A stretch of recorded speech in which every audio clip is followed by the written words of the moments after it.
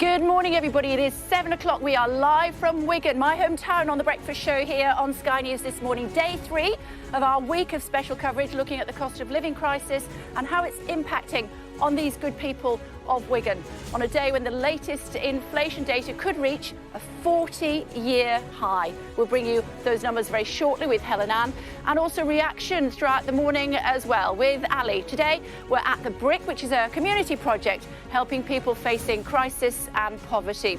We'll be joined by the people who are working here and many others doing their bit to help make life a little bit easier for locals here in my hometown, battling to make ends meet.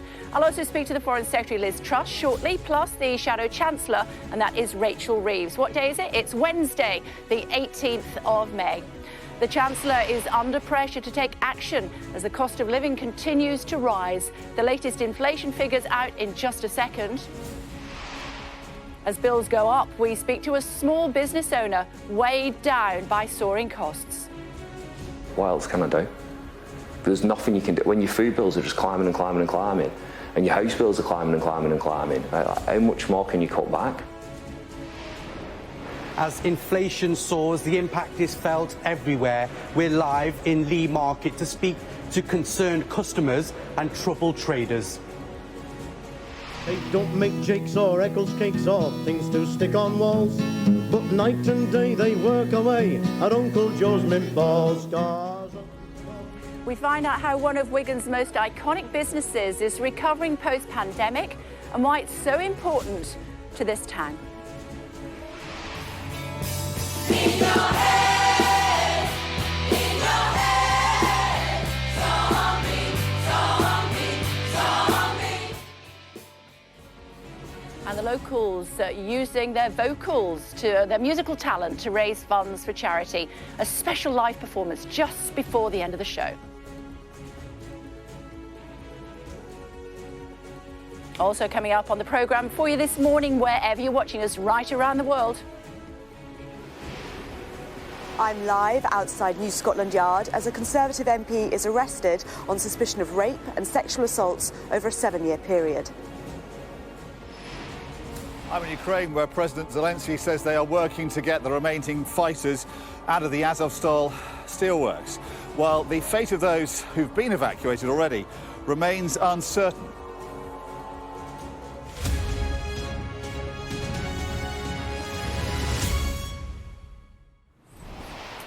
Morning, everybody, live from Wigan. This morning, day 3 of the UK is in the midst of a cost of living crisis. And it's set to get even worse with inflation numbers out this morning, with the Chancellor facing ever-growing pressure to intervene. More on that in just a second. This week, I'm in my hometown to find out how people here are being affected by soaring prices. Morning, everybody. Good morning, good morning, good morning. They were noisier than this earlier, trust me. In the past few months, there's been a huge increase in the number of people coming through these doors looking for support. We'll have a walk round. We'll tell you what they do here. We'll tell you about the people that come here. We'll tell you how they're helping. We'll tell you how they need more volunteers. But first, the inflation figures. Helen Ann's here. Hi, Helen Ann, tell me. Morning, Kate. So these are sort of the numbers, the statistics, putting a figure on just how bad things are, what you've been covering all week here in Wigan.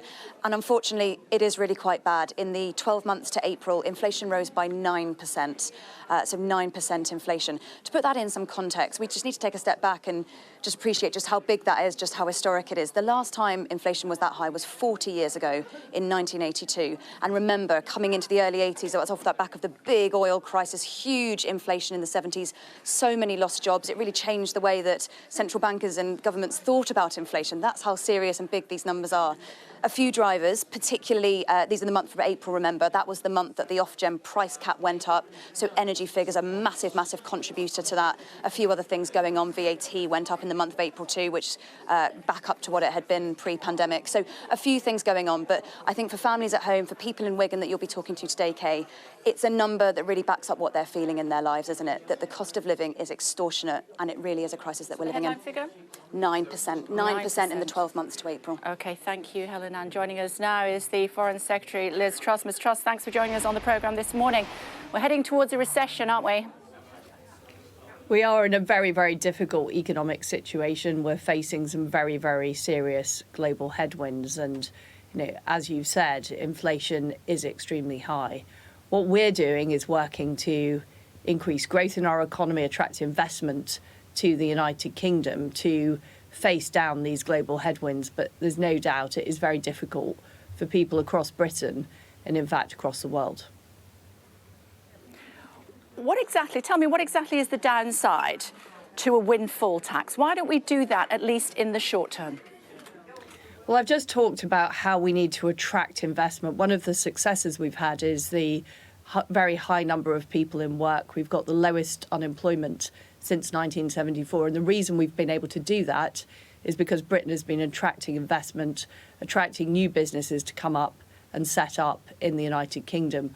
And the problem with a windfall tax is it makes it difficult to attract future investment into our country. So there is a cost in imposing a tax like that. And my view is lower taxes are the best way to attract more investment, to get the businesses into this country that can create these high-paid jobs, which is what we need to face down these global headwinds. And I travel in a lot in my job as Foreign Secretary. I've seen very, very high inflation elsewhere too. And the reason is we're coming out of the COVID crisis. There really is a problem with supply chains. We've got the appalling war that Russia has started in Ukraine, which is affecting food prices, it's affecting oil and gas prices. And we're seeing those global headwinds in the United Kingdom. What we need to do is make sure we're attracting the investment, we're attracting the businesses to be able to create those future jobs that are going to help us deal with this very difficult situation. Yeah, but that argument immediately starts to unravel when you hear from the head of BP, the CEO, Bernard Looney, who they made $6.2 billion profit in the first quarter of this year. And they say, don't care whether you give us a windfall tax or not. It's not going to impact on the investment that we are going to make in the UK. So as far as these oil giants are concerned, a one-off windfall tax will help the people of Wigan here, bringing down the cost that they are having to shell out every single month. And it could be the difference between them eating and heating. He says it's OK to do it. So why don't the government just do it?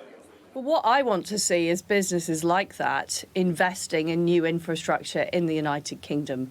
We need those high quality jobs. We need success in the future. So what those businesses who have made profits during the last few years need to be doing is unlocking their balance sheets and investing in the United Kingdom. That's the way we're going to get the sustainable future that we all want.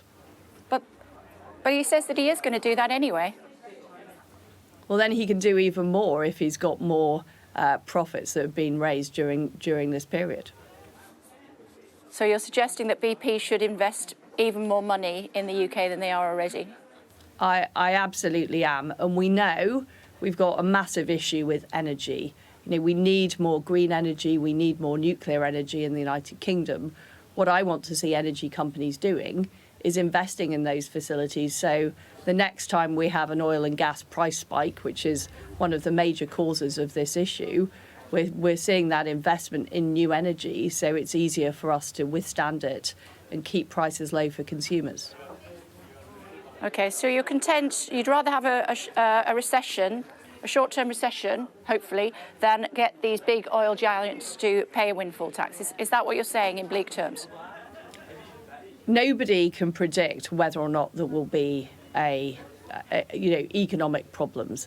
The best thing the government can do is attract the investment, keep people in work. We're doing what we can to help households. I know the Chancellor is looking at further measures that we can take. Of course, we completely understand it's a very difficult situation for people across the country, including in Wigan. We are facing these global headwinds and we need to deal with them by attracting the investment into the United Kingdom, making sure that we have those high quality jobs. Of course, we're very, very concerned about the circumstances people are facing. That's why we've created things like the Household Support Fund to help people get through these difficult times. But ultimately, our country's long-term future is dependent on creating those high-paid jobs, getting that investment into Britain.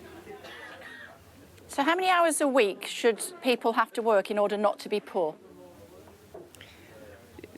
It's up to people how many hours they work a week. I mean, this is what we are doing, is making sure that all households are supported through our Household Support Fund. It's not about how many hours people are working. It's about making sure there are enough of those high-paid jobs in the future. And we're creating at present lowest unemployment, as I've said, since 1974, so that we can weather this very, very difficult storm. Your Home Office ministers told me just on Monday that people should work more hours and they won't be poor. I think that's a mischaracterisation of what she said, Kay. We know that it's very, very difficult times for people across the United Kingdom. We know that we are facing higher costs. This is a global phenomenon. There's high inflation across the world because of the energy price spike, because of the issues with Russia, Ukraine, because of the fact we're recovering from COVID. And we want to do all we can to support households through this difficult time whilst building a better economy for the future, which is why investment is so important, economic growth is so important. How is it a mischaracterisation of what she told me twice? Well, you'll appreciate, Kay, that I've been working on the foreign affairs brief on issues like the Northern Ireland Protocol. So I understand, but you're telling me I didn't see the interview, Kay. Well, there you go. How do you know then? How do you know it's a mischaracterisation if you didn't see the interview? Because I know Rachel, and I know that she is somebody who cares deeply about making sure that people are able to get by, that we deal with this, this issue of inflation that we're facing in our economy. And I think you've mischaracterised what she said. Well, if you didn't hear what what was part of the interview, then there we are. There were 2 million views of it on my Twitter feed. Ed Miliband trending on Twitter yesterday as well after calling Rishi Sunak the dude from Silicon Valley and the giant Ponzi scheme when he was talking, likening his career to a giant Ponzi scheme. In other words, saying that this government is out of touch. How would you respond? The Chancellor's doing a fantastic job in very difficult circumstances. He helped the country get through the COVID crisis. We've got the lowest unemployment since 1974. He's working very hard to attract investment. And if we look at Ed Miliband's record, he was one of the energy secretaries who failed to invest in energy all those years ago, which means that we are now playing catch up in areas like nuclear energy and renewable energy. And Rishi Sunak is taking the right long-term decisions for our country. You've called the Northern Ireland Protocol very grave and serious, whereas the Prime Minister is saying that all we need is minor tweaks. Which one's correct? We need sensible, pragmatic changes to the Northern Ireland Protocol to make it work for the people of Northern Ireland. But the reality is it isn't working on the ground. It has created political instability in Northern Ireland. We haven't seen the executive form since February. So we do need to make these changes. And these changes will make it better for everyone. They'll reduce the bureaucracy on east-west trade. They'll mean that the people of Northern Ireland are able to access the support like the VAT cuts we've brought in Great Britain.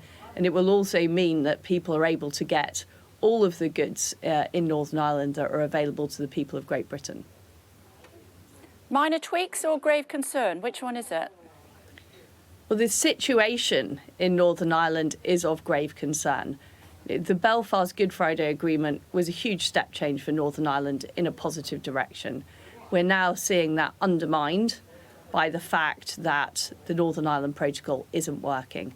And that's why we need to make changes to the Northern Ireland Protocol. So the situation of grave concern is the situation in the Northern Ireland political system, which we need to fix through these changes to the Northern Ireland Protocol. And are those tweaks minor or major? We're not changing everything in the protocol through our legislation. We are protecting the North-South relationship. We're protecting the single electricity market. But there are some very serious problems about east-west trade, which we need to fix. We've proposed a solution, sharing commercial data, having proper enforcement, so creating a green lane into Northern Ireland. That helps protect the EU single market, which is what they're concerned of, and also helps protect trade into Northern Ireland. So we can get a pragmatic solution. I want the EU to come to the negotiating table so we can agree that together. But if that doesn't happen, we do need to move ahead delivering this solution for the people of Northern Ireland. OK. I think it's fair to say, Foreign Secretary, and it's not of your own making, but the government has angered the DUP. The government has angered the EU. So where does that actually leave us, the UK? Are we sort of somewhere adrift in the Irish Sea? We have put forward a solution that both delivers for the people of Northern Ireland, that delivers for the problems that they've been facing, whether it's about tax or whether it's about trade, but also delivers for the EU single market.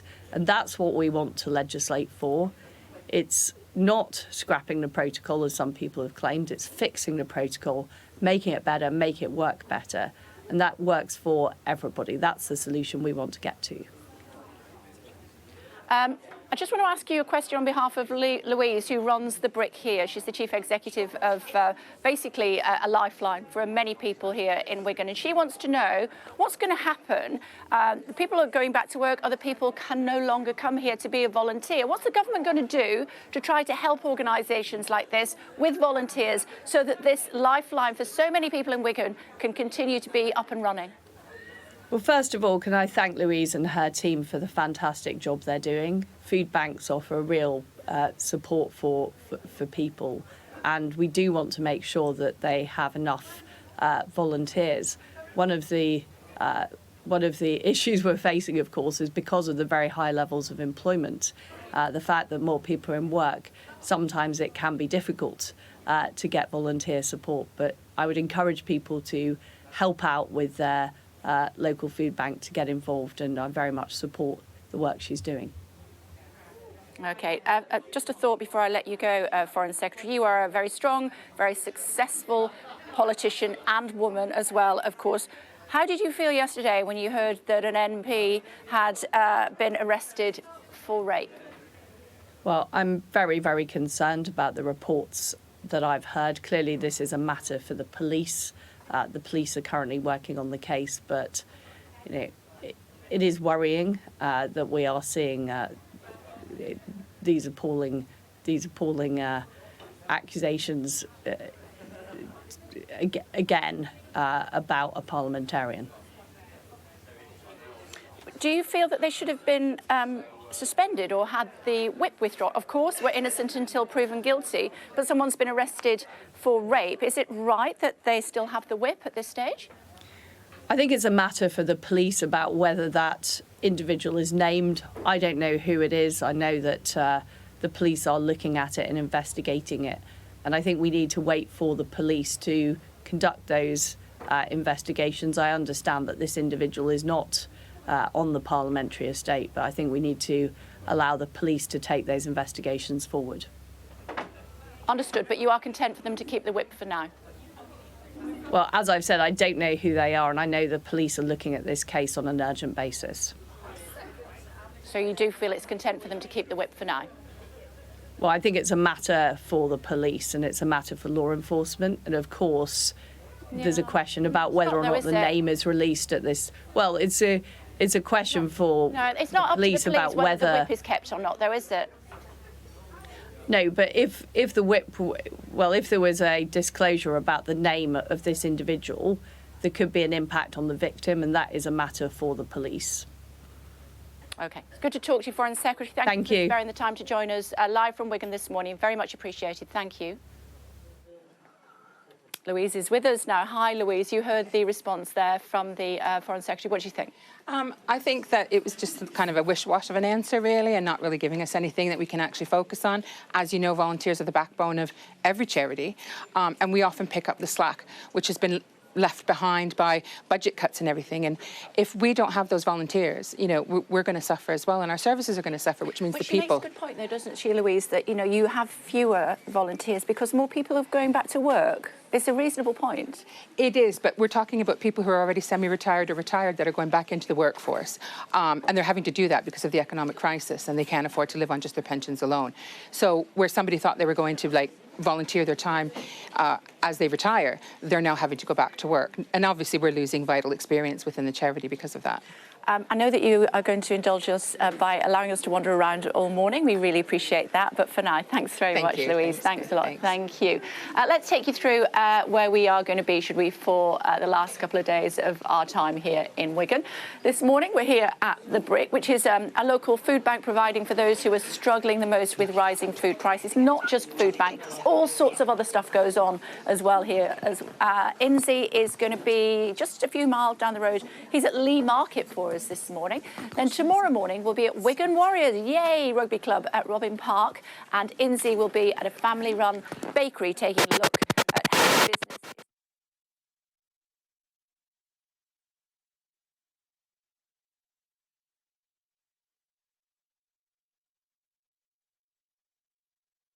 we're told by what is happening.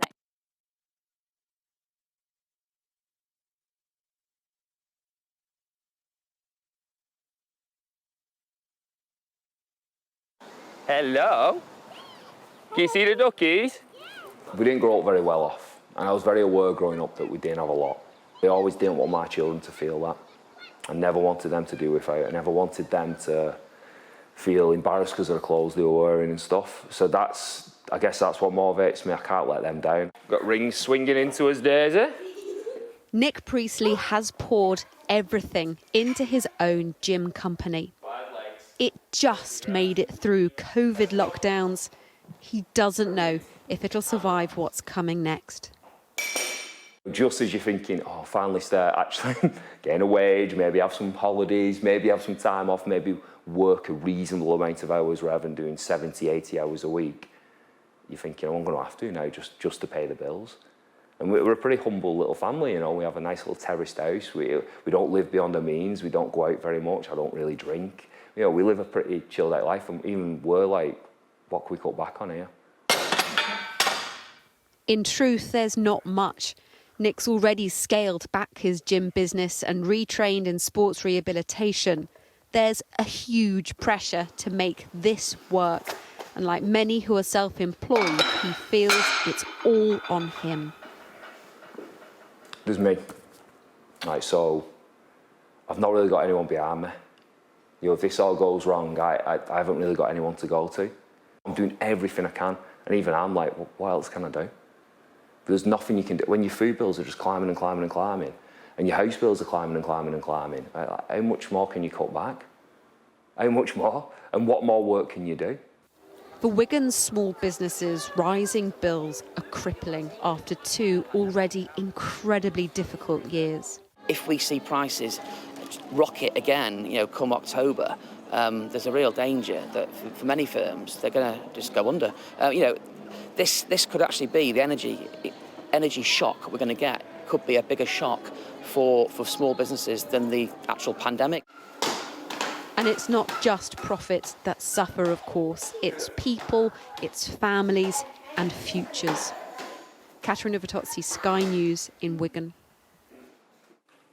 Well, as I said, the Brick is not just about food. They do all sorts of things, and you'll find out more about it throughout the course of the morning. This is one of the areas where bikes are donated, and then Tony, Paul and Simon, good morning, guys, they renovate, refurbish these bikes, and then they sell them at very low cost. That's really important here to the people of Wigan because of the cost of travelling around transport. Even if you do have a job, it's quite difficult to make ends meet when it comes to using buses, etc. Here, these are the white goods. So these are, again, donated, and then they go from about £30 upwards. Really important, again, for people who are struggling on a budget. They need to be able to try and keep the food fresh as they get it from here at the hub. Over here, this is where all the items come in, and they are sorted: clothing, household goods, whatever it might be. There's a bed that's just come in over there, and then again, people can come here, no judgment at all, and at very low cost, they can purchase things like this sideboard. Not sure how they get it home, but we'll find that out.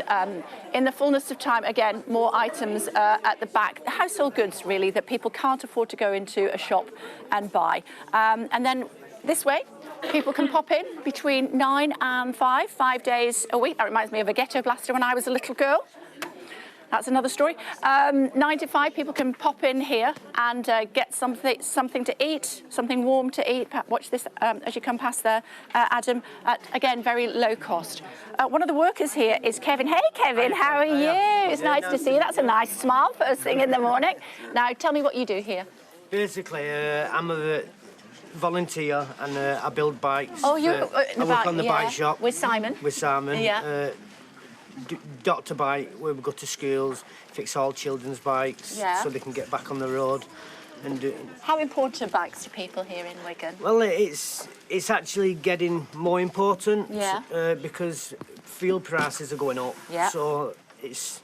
And it's not cheap on the bus no, either, it's not. is it? It's not cheap anywhere. Do you know what I mean? It's for struggling people to afford to live. And am I right in saying that there is a bike route in Wigan so people can use that? They've just finished the bike route, That's amazing. the green lanes. Yeah. So when you're travelling into Wigan, you'd see them. Yeah. Now, can we talk about the fact that is it okay to tell people? No, yeah, it's fine. So you used to have an addiction, didn't you? Yeah, I used to have a struggle with an addiction and a bad past for the past 20 years. Yeah.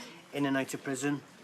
But I found it hard because you'd get released from prison and they'd not sort your housing out. Yeah. And the only people was my friends, was people who committed crime, people who took drugs. So I got back into the same thing. How did you finally manage to break that circle? Because I ended up going into the ABEN, the project what Andy Burnham's created. Andy Burnham's the Greater Manchester Mayor. Gone into there, and then they give me a placement in the hotel. Went there, and then I heard about the scheme at the Brickworks were taking on volunteers. Which is here, yeah. Which is here where I am now. And I started volunteering, and then I realised that I can change my life around. So I've been here ever since. I started retail with a lady called Jen, and I'm still here, living my life for luxury, happy as Larry. How do you feel now as opposed to 5 years ago? Feeling now, I'm absolutely happy as anything, but I did my addiction, but then I struggled with my mental health. Yeah. Because that's what another part of, once you're covering addiction, you're covering something up. And realising that, because I had this place and I had new friends to talk to who didn't... Got plenty of new friends here, haven't you? Do you know what I mean? So... Are you not going to go back to that old life, Kevin, are you? Never going back to that, because my goal is now to try and teach these younger ones that there's more to life. Don't try and not make mistakes, because once you've made them mistakes, I know people learn from some of them, but there's mistakes and there's mistakes. Yeah. Do you know what I mean? Think of your future whilst you're young, because... What does the future hold for you? Well, it's the world's my oyster. Yeah, I like that. I like that. I can see that. So keep that smile, and it'll take you a long way. May I shake your hand? Yeah, you're welcome. Thank you very much indeed, Kevin. Thanks for talking us on the show this morning. Thanks a lot. Yeah, a little round of applause, I think. He's amazing. He's amazing. Thank you, Kevin. Thanks a lot. Inzi's at Lee Market for us this morning. Inzi, good morning. Morning, Kay. What an inspirational story there from Kevin. Welcome to Lee Market, just down the road from you, still run by Wigan Council. We're here this morning because of those shocking inflation figures that have come out this morning, a 40-year high, and prices going up incredibly quickly. That has a huge knock-on effect to people right across this region, but of course across the country. And people like Catherine at Cafe Central here. We'll get your order in a sec, Kay, but Catherine, first, I want to find out from you the impact of the cost of living crisis, and hearing this morning that inflation is at a record high. It's just getting worse and worse. It's a complete and utter nightmare. Everything's gone up. Just for instance, my oil is a big price at the moment. It's gone up like near enough double in money. Fish, that's nearly doubled in money. Your dry products for making your batter, just everything's just gone up, and it's just a complete nightmare at the minute. And you've been here for 16 years. You've pumped so much money into this place. There's just a little kitchen behind us where you started off initially, and then you've expanded to this amazing place now. But you've got staff to think about as well. So all those finances, how much of a worry is that looking to the future with the cost of living crisis? It's a constant worry. Every single day is a constant worry. It's on my mind all the time. time. I'm thinking I'd have to lay staff off, which is not something I don't want to do. But at the end of the day, I need to keep the business going as long as I can. But every day is a worry. And you just put prices up on Monday? Only on Monday we put the prices up, which I had to do because otherwise I'm going to close down. Like I say, every day is a struggle. I'm penny pinching from one day to the next every single day. And just finally, the impact of the pandemic and now the war in Ukraine as a result and the cost of living crisis, it was a double whammy for you, wasn't it? Oh yeah, it was, because we had to close down for COVID, which yes, we did get help, but it didn't bring our customers back, and you know, this not being able to come back because a lot of them are elderly and they have to get taxis into town, so they can't afford taxis. Taxi fares are going up, bus fares have gone up. It's just a nightmare, really. It's just a shame for those customers as well because they can't afford to come out. I know we're not a very expensive cafe, but every little counts to them as well, where they used to be able to come out and have a chat and a brew. Now they can't. Catherine, thank you. We came and saw you yesterday afternoon. It was quite busy here, so you've got a lot of loyal customers, and hoping that your amazing food keeps you going for the months and years ahead. What's your speciality, quickly? Fish and chips. Fish and chips. I can't have that at 7:30 in the morning. You can have an omelette though. Okay, maybe we'll see an omelette perhaps, but we'll be speaking to more traders like Catherine, some customers a bit later on, but clearly a worry for a lot of people across Wigan and here in Lee about the inflation and the prices rising so quickly, Kay. Inzi, you can have fish and chips at any time of day. Don't be ridiculous. A bit of mushy peas on the side as well. Thanks a lot. Coming up, we're going to be speaking to the manager of the community grocery store here in Wigan, helping struggling families with their food shop. Boxing for Better, we'll speak to the founder of a local boxing club helping to get children off the streets and into the gym. And after 8, I'll be joined by the Shadow Chancellor, Rachel Reeves. Before that, though, let's bring you some of the morning's other news for you here on the programme. And a Conservative MP has been arrested on suspicion of rape and sexual assault over a 7-year period. Scotland Yard says officers are questioning a man in his 50s who remains in custody. Let's get more, should we? Maddie Ratcliffe is standing by for us outside New Scotland Yard. Hello to you, Maddie. Tell us more. Thank you, Kay. Well, we can now say that the MP in his 50s has been released on bail, having spent the night in custody. We don't know his name. That's normal protocol. The Metropolitan Police don't name suspects until they have been charged. But the Conservative Party have also decided not to name the MP. They say they don't want to jeopardise the victim's anonymity, or they also haven't taken a decision on his future, whether to expel him from the party until the investigation is concluded. And as you put to Liz Truss earlier, there will be questions over their handling of this, because this comes amid a huge recent string of allegations and scandals within Westminster about behaviour of MPs. But the bigger picture to this is 56 MPs, according to the Sunday Times, have been investigated for some form of sexual misconduct. That's nearly 1 in 10. We know that in just the last year, 15 have been investigated by the parliamentary watchdog, which specialises in bullying and sexual assault claims. Just recently, Imran Khan was convicted of sexually assaulting a boy. Neil Tiverton has stepped down after admitting watching porn in the House of Commons. David Warburton has had the whip removed after allegations of sexual assault and drug taking. It's not just the Conservative Party, but this will comes at a very bad time for the reputation of Parliament, and will certainly increase scrutiny over how to protect people working in Parliament and enforce standards. At the moment, obviously the MP hasn't been named, he hasn't had the whip removed, and he still could go into Parliament, although the Chief Whip has asked him to stay away. OK, for now, thanks, Maddie, thank you. In other news, President Zelensky says Ukraine is still working to extract its last remaining troops from the Azovstal steel plant in Mariupol. More than 250 Ukrainian soldiers have been evacuated. They'd resisted the Russian advance for many weeks in desperate circumstances.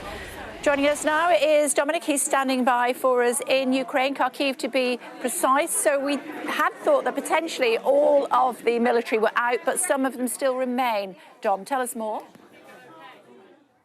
Yeah, we did. We heard from their relatives, didn't we, Kay, who were expressing relief tinged with some anxiety. And I think the picture for them and their husbands and sons is darkening. There are reports and rumours causing mounting concern for them. All we know in terms of facts is that what we knew yesterday, which is more than 260 have been evacuated, around 50 of them to a hospital and the rest to another town in the Russian-held east of Ukraine. Now, the Ukrainians say that they've been released and extracted as part of a prisoner exchange scheme negotiated with the Russians.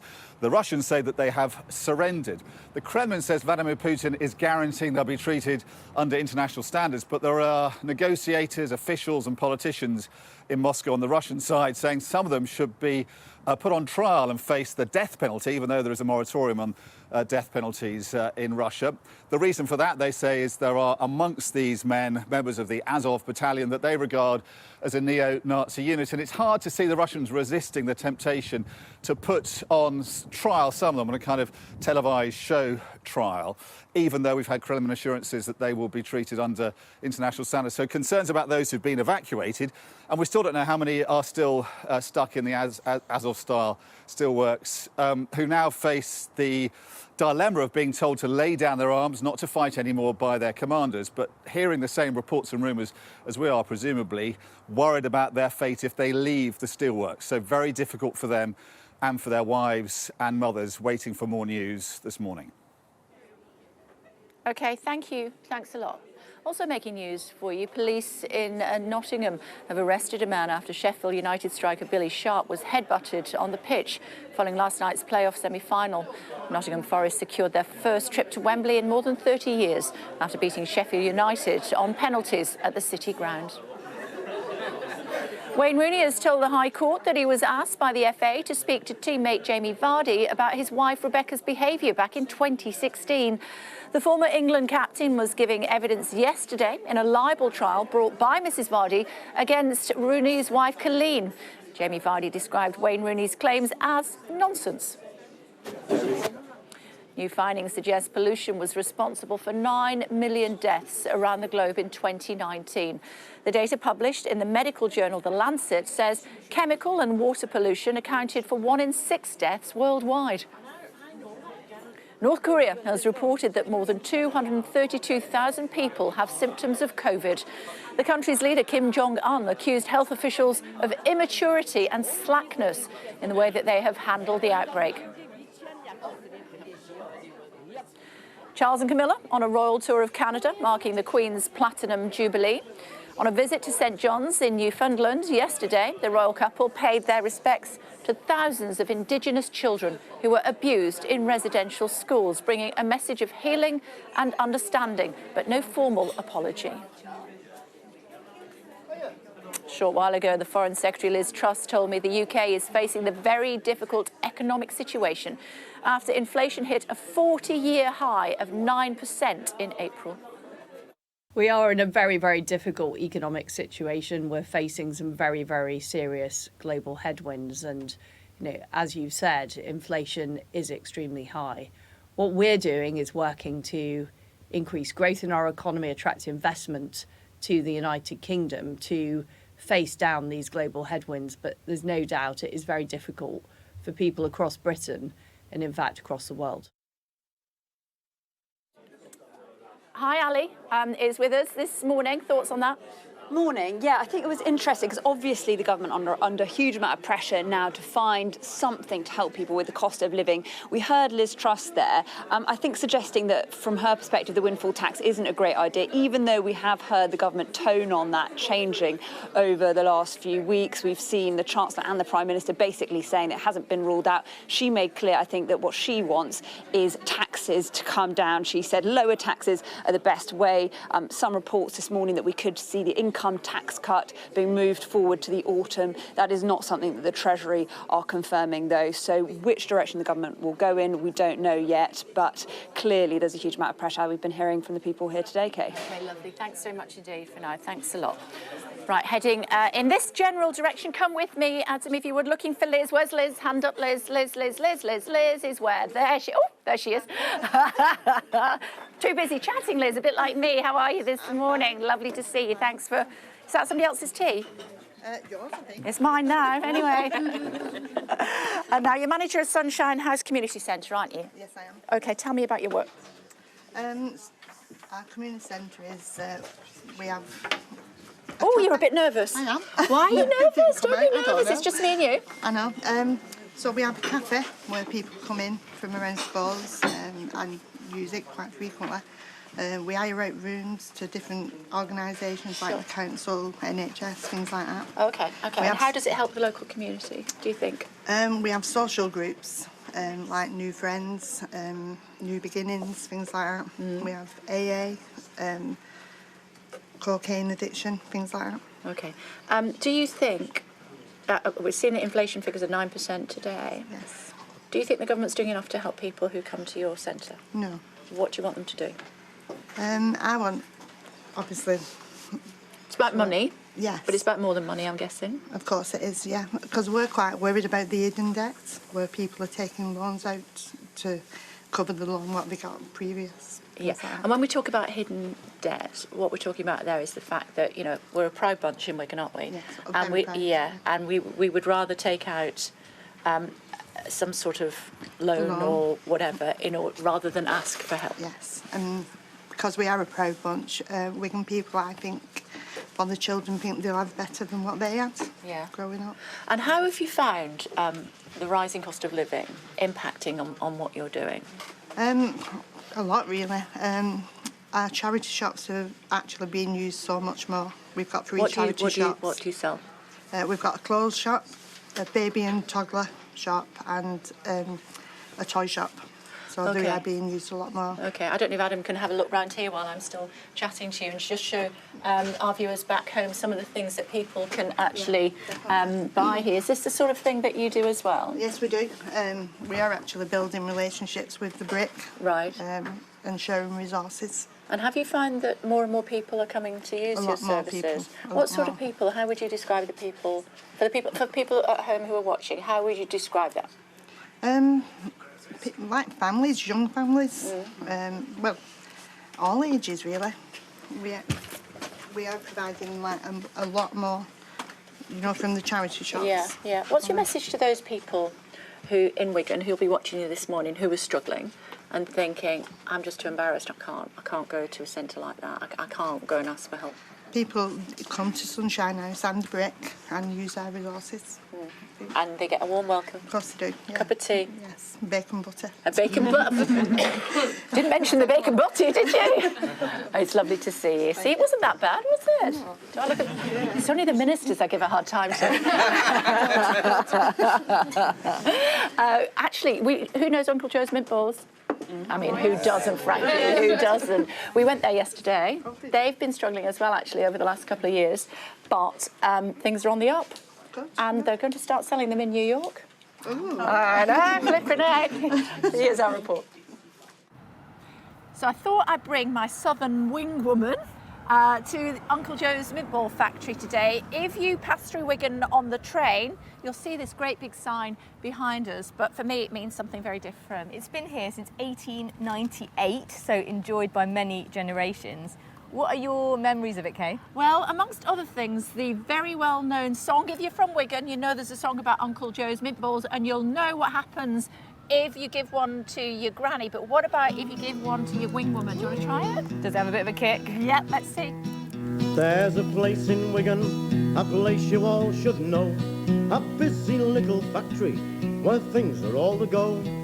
They don't make jakes or Eccles cakes or things to stick on walls, but night and day they work away at Uncle Joe's Meatballs. 'Cause Uncle Joe's Meatballs keep you all aglow. Hey up! John, we've met a few times. How's business? Been very difficult, very challenging the last 2 years, but there looks like a bit of chance of getting better now. In what way? We're doing a trade show in New York in 3 weeks' time. We're getting our meatballs all over the world. We've got it to Australia and New Zealand, and there's lots of exciting things ahead. Okay, tell me just a little bit about Uncle Joe's Meatballs and why they're so important to the town of Wigan. We've been here since 1898. It was my great-great-uncle who started the company, so we're still very much a family business. We've employed many people over the years, and we'd like to think that we're an iconic part of Wigan, along with the football and the rugby. Yeah, and things are picking up, as you were saying. Things are picking up, and I can see a bit of hope on the horizon. Fantastic. Thank you.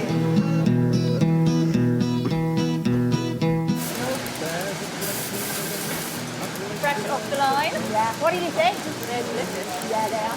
Where things are all to go. They don't make Jakes or Eccles cakes or things to stick on walls.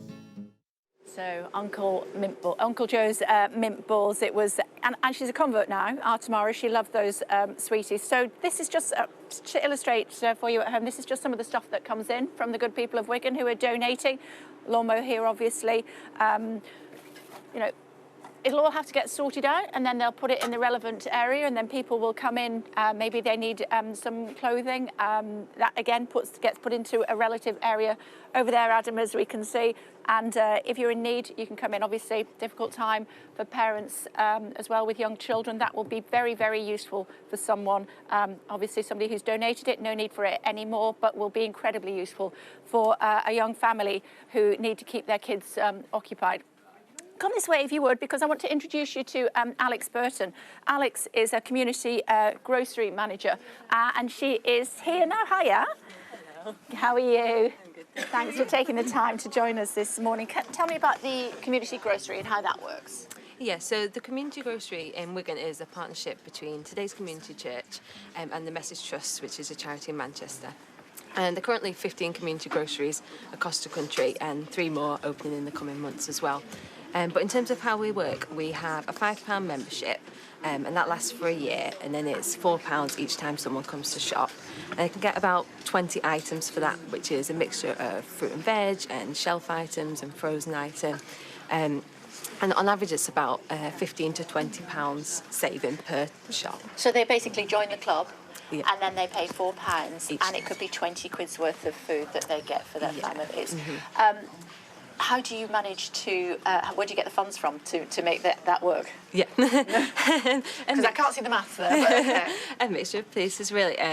We have a lot of support from the public, and then also we partner with food suppliers and get stock through that, and also collect from supermarkets as well. So I used to work at a food bank in Harrow, where I live now, and they got a lot of stuff from supermarkets that would have been landfill otherwise. So is that what you do? Yeah, definitely. So we have a van that goes around in the week and collects from lots of different supermarkets. And what about your volunteers? How are you coping there? Yeah, so we have a good team of volunteers. I say we're a partnership with the church. We have volunteers from there, and also members of the public who come in throughout the week to volunteer. And are you finding it difficult to get volunteers as people go back to work and the like? Yeah, I think definitely we went through a season of that at the end of furlough, but we've been building back up since then, I think, yeah. Okay, and how many people would you say are benefiting from the work that you do? Yeah, so in our grocery in Wigan we have 1,500 members, and then across the network of groceries we have about 20,000 members, families that we're supporting. Okay, and the sort of people that come along? Yeah, so it's a real mix, but I think particularly since the start of the year we've seen an increase in members, but I'd say an increase in number of people who maybe 6 months ago wouldn't have been finding themselves in a place of financial insecurity, but with the rising cost of living and rising bills, that's definitely a conversation that we're having with people more recently, that are finding themselves in a position where they're needing support of things like the grocery. Amazing, amazing work that you do. Thank you so much for sharing that with us. We really appreciate it. Thanks a lot. Thank you. Well, let me tell you that for many people, sport is a release from the stress and pressures of life. It's also a way of getting children off the streets and giving them a sense of purpose. David Morris. Hey, David. Hi. Stay there. No, I'll come to you. Don't you worry. David is founder of Boxing for Better. Hiya. Nice to see you. Tell me about the work you do. So in Boxing for Better, we offer free boxing sessions for children and young people in Wigan and Leigh. It's for age 9 to 16, and it's just something for them to do regular, a nice positive activity that they can do to try and hopefully keep them out of trouble, keep them away from antisocial behaviour, and just give them something where they can mix with other people and just enjoy themselves with no barriers. And do you find that it's difficult to get kids to come along to start with? Are they a bit of a challenge? Because some of them can be, of course. To be honest, we tried to counter that. So our model, we don't have a boxing gym. We offer like a satellite club. So we go to communities what we've identified as being perhaps disadvantaged, or they might have more people that define as living in poverty or free school meals. So we take the sessions there. So we take all our girls down there, our coaches go down there, and we run it in the natural community where they live, so they don't have to go anywhere. So we try and reduce as many barriers as possible. What do you do with those that want to be a bit disruptive? We get a lot of them, but that's the idea. Yeah, of course. I think boxing's quite a good tool for those sorts of children. There's like a rugged nature to boxing, and just the nature of the training that we do and the way that we deliver it and the way that our coaches engage with young people, we tend to turn them around. We've had quite a few success stories with some children that have come in and not really known how to be part of that group and not really known how to work within a team and listen to coaches and take directions. And we're seeing now that the longer they spent with us, the more able they are to do that, and hopefully that translates into school and at home. And what about kit and stuff like that? So we have to provide it all. The children come down, they don't pay for it. All they need is sports clothes and a water bottle. We provide everything else, but that's where our funding comes in. So we're obviously lucky to have 1 or 2 sponsors. We do look for grant funding, but that's limited. There's only so much out there. And then it's just goodwill of other people that can offer donations or sponsors or just provide some of that funding so we can continue the service that we offer. And how many kids do you think you're helping at the moment? So we started 12 months ago. It started on the back end of restrictions being lifted, and I think we've delivered 1,600 free sessions. We engaged about 450 young people. Wow, that's amazing. Every week we have 3 sessions, one in Plattbridge, which is Wigan, one in Highfield, which is Lee, and one in Shackley, which is Tilsley. And we have about 75 to 100 young people attend those 3 sessions every week. Right, that's amazing, amazing. And where did you come up with the idea? It was a little bit of a combination thing. It's something I've always wanted to do because I used to be into boxing myself, and I've always wanted to use it as a vehicle to make social change rather than just to make good boxers. And then I think there's a bit of a perfect storm. The restrictions being lifted. My boxing club was a victim of the pandemic that shut down. So I just had a bit of time in my hand. There was an opportunity where people need to go out doing things again, and we just decided that we was going to start it. And it started as just a 6-week pilot programme. I was going to deliver it in higher folds. I was going to do it with my equipment that I already had, and it's just snowballed from there. People have got in touch. I'm trying to think if we've got any famous boxers from Wigan, have we? I can't think of any off the top of my head. So we had Craig Lyon and John Lyon. So Craig Lyon turned pro and did really well. Yeah. John Lyon's probably one of our most successful Olympic boxers. And then we've got a few that have come, from other. Marty Murray's trained in Lee, but he's trained in Wigan, but he's from St Helens, but he's done a lot in this area. So we've got 1 or 2 that have done well. Amazing. Good to talk to you. Thanks very much very indeed. We're just going to squeeze past you, though. That's all right. Let's go this way, Adam, should we? Because I want to talk to Pat. Thanks a lot. Lovely, thanks a lot. Is Pat around? Hi. Hello, love. How are you? I'm all right, thank Tell you. me about volunteering here. Well, I work in the kitchen and I'm a mentor for the volunteers and the trainees. And the trainees are like moving on and they're getting ready for their own place. So they come in here and we cook meals from food from the food bank or what's going to waste but we can use.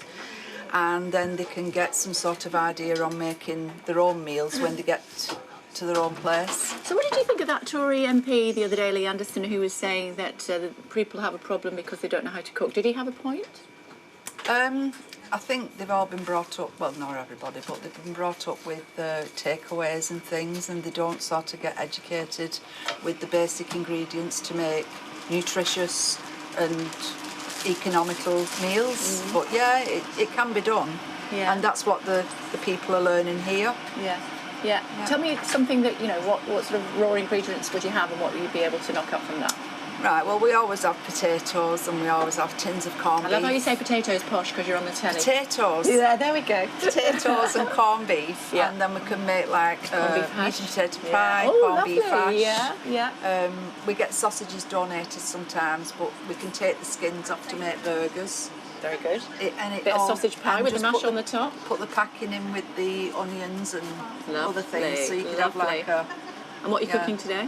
Well, we've done breakfast pancakes. I know I missed out on that, but there we are. You've not missed out. We have plenty. Oh, so that's good. It's on a roll. Oh, fantastic. And what's for lunch? Well, basically, because we're doing this here, and I'm just providing bacon and sausage sandwiches for everyone who's coming in today. What's your favourite dish? I don't know, I just like anything, we make all sorts of things. And it depends on what's been given to us that we try to combine and make a good meal. And we serve about 25-30 people a day. Wow. But it's everybody who works here, the mentors and the volunteers. Yeah. So they all get a good meal. Well, I'm glad to hear it. It's and great if to there's talk anything to you. left, they can take it on for the tea. Oh, but fantastic. there's not That's always lovely. anything left. Amazing. All I'm right. sure. I'm sure. I've got my eye on these, if I'm honest. Yeah. I'll see you a bit later. Thanks very much. I'll see you a bit later. Bye-bye. Thanks a lot. Thanks, everybody. We're going to come and chat with you again a bit later on, ladies and gents, if I may. We're going to be here at the Brick all morning, actually. This reminds me, like, just to look here, Adam. This reminds me of my early days. I don't know if I... Yeah, can you see how hard it is to type now? My God, when you use a laptop, you used to have to push really hard to get those keys to work. I used to use an Olivetti when I worked at my local paper here in Wigan. Going that way, Adam, if you don't mind.